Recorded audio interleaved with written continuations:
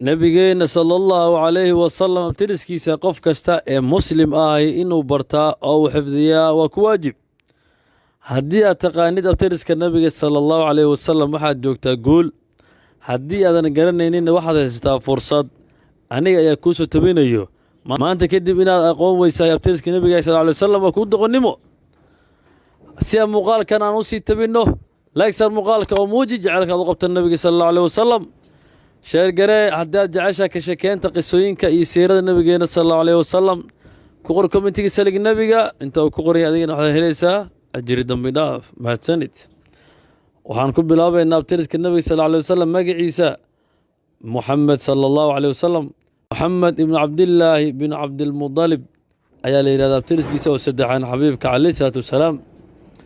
بن هاشم بن عبد المناف بن قصي بن كلاب بن مرة بن كعب بن لؤي بن غالب بن فهر بن مالك بن النضر بن كنانة بن خزيمة بن مدركة بن إلياس بن مضر بن النزار بن معد ابن عدنان صلى الله عليه وسلم.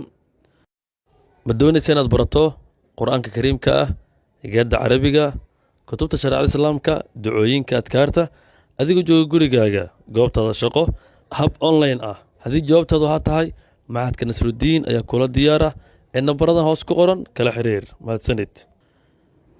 إن شاء الله حنرجيني إن أبتزك النبي صلى الله عليه وسلم قف كستا نفس الدي ساين وكب الله أو برته وحفظيه عرورتي أولادنا الغتر بيه أو اللي حفظيه لما مسلمين تنا جارسين مقال كان إنه يكون جارسين إن مقال كلايك صارنو سين الشارع قرنو سلك النبي جنا هيلاوينا وهذا اللي سن أجر الدم داف مهتندين.